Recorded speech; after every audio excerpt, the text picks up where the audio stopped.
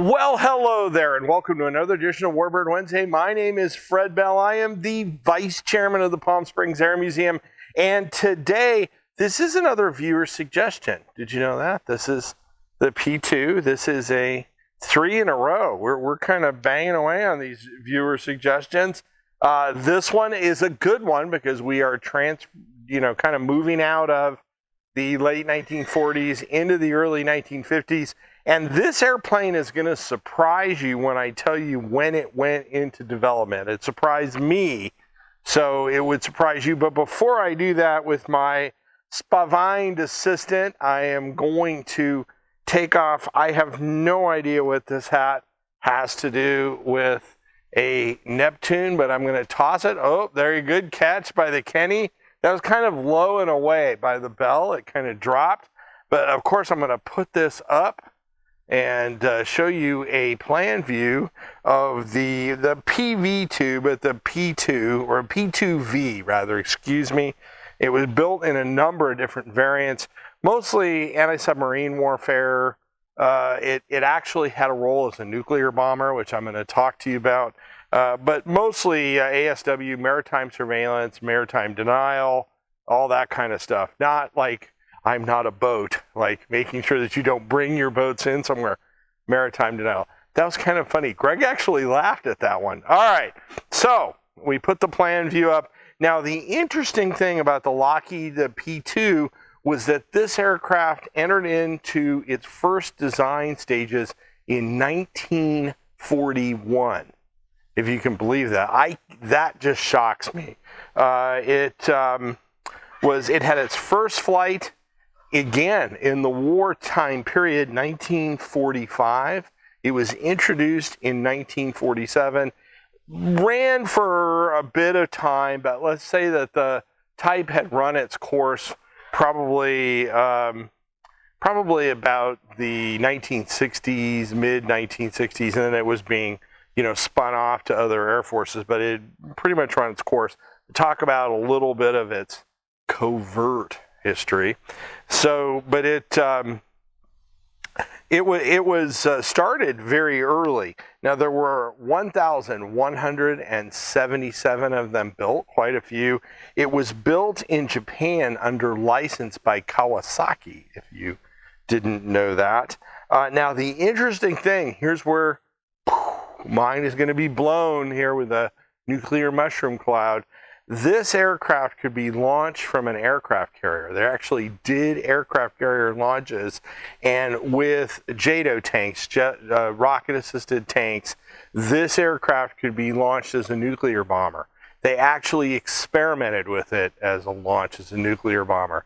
Now, I wouldn't do that, but you have to be insane. But I've seen them launch other things off aircraft carriers, so that are kind of oddball airplanes. So this thing actually could, if they got into a pinch, it could be in the 50s, could be launched as a nuke bomber.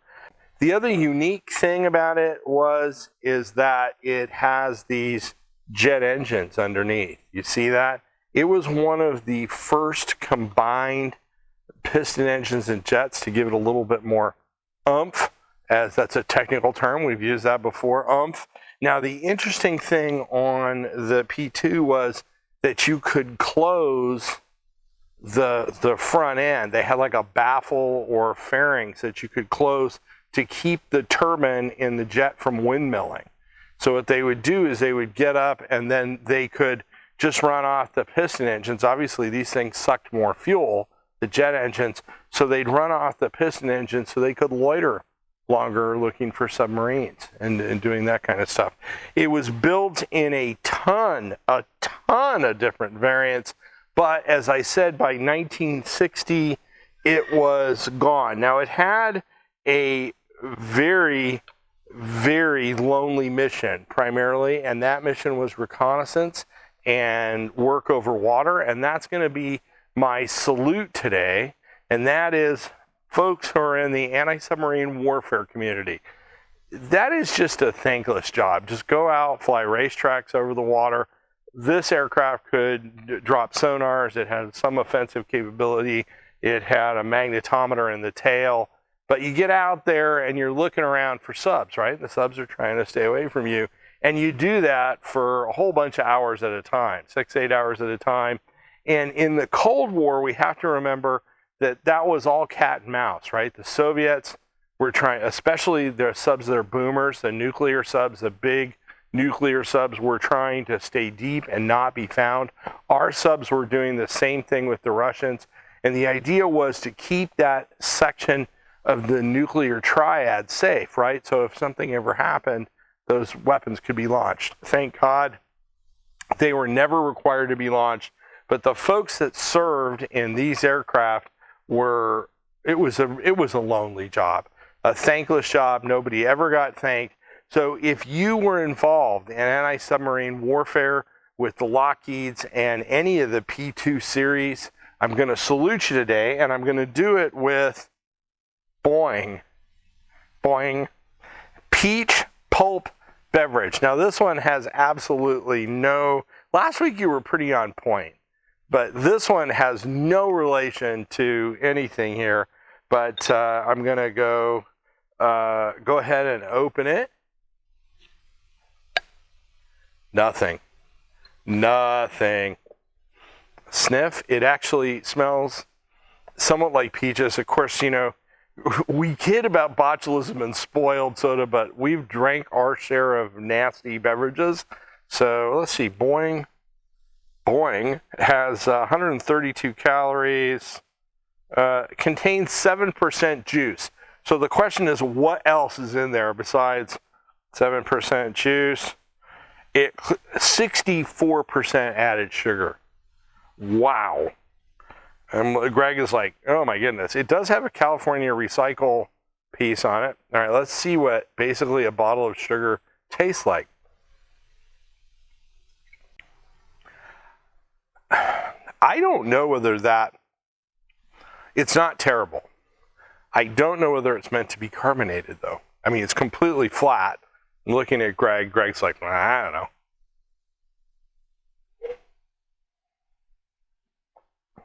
That's a mandatory second sip.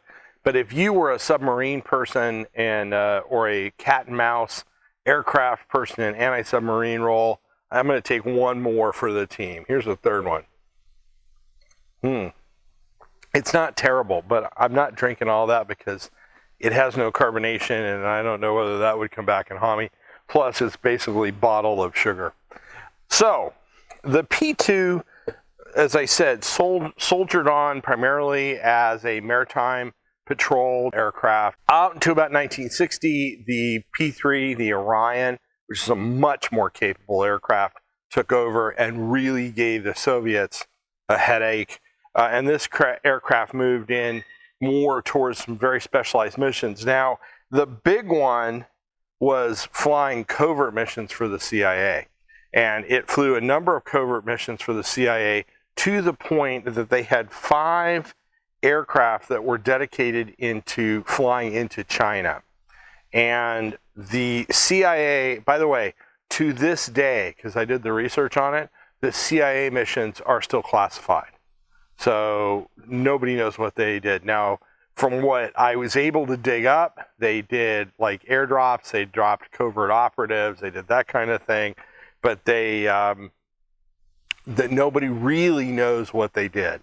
Now, and I've talked about that RAND report that was a price of being a Cold War operative in any of the air arms during the war.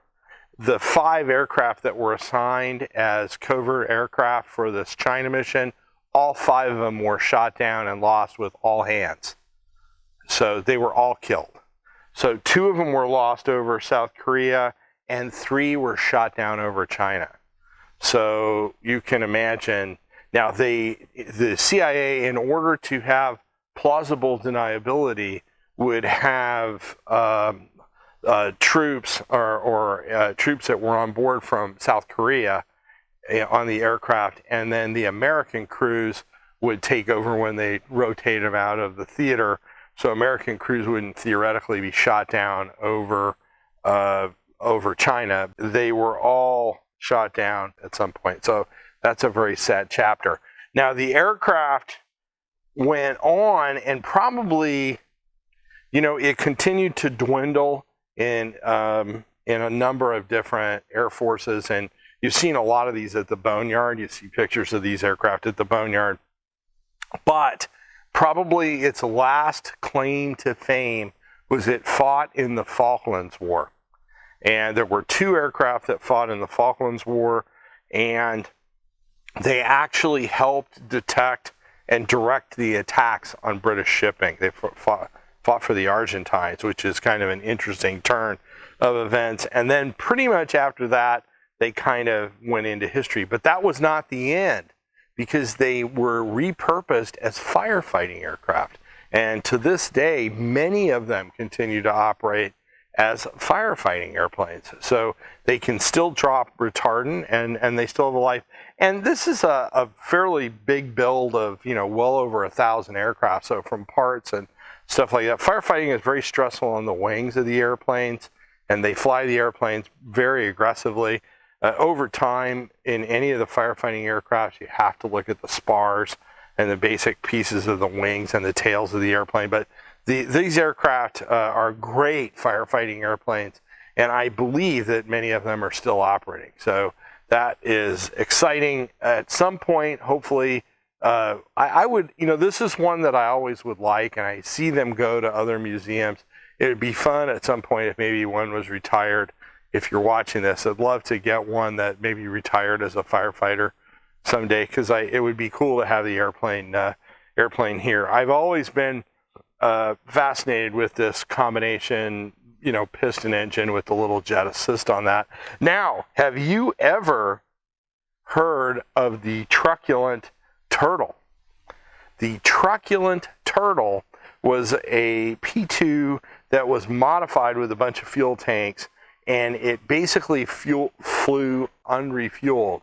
It held the record until another friend of the museum in 1986 shattered it, and that was Rutan with Voyager.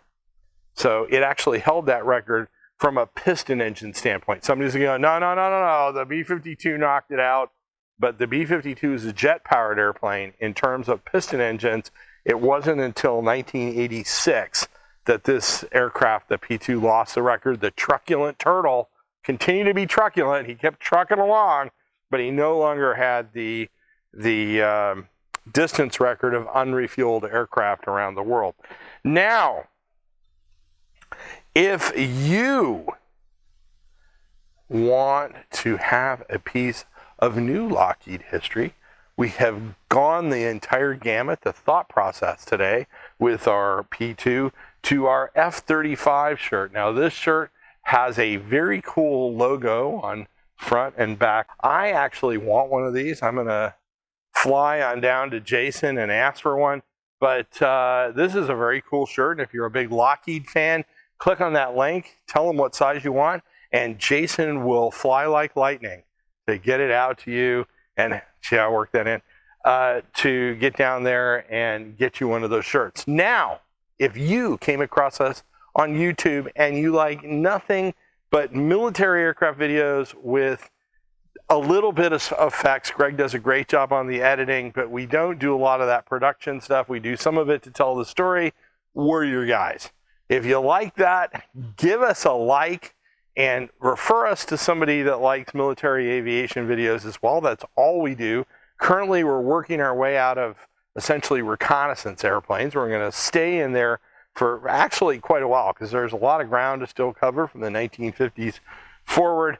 If you came across us on Facebook, give us a like, give us a comment. In both cases, like this aircraft was the third viewer. They were all great suggestions. And by the way, to the person that suggested this, I can't say who you are because I don't have a release, but thank you. But if you're on Facebook, give us a comment and a like. Again, forward this to our friends. We cannot do all of this stuff without your shekels. So if you'll click on that link, donate a few bucks, we could surely use it. My name is Fred Bell. I am the Vice Chairman of the Palm Springs Air Museum. Thanks so much. Have a great day.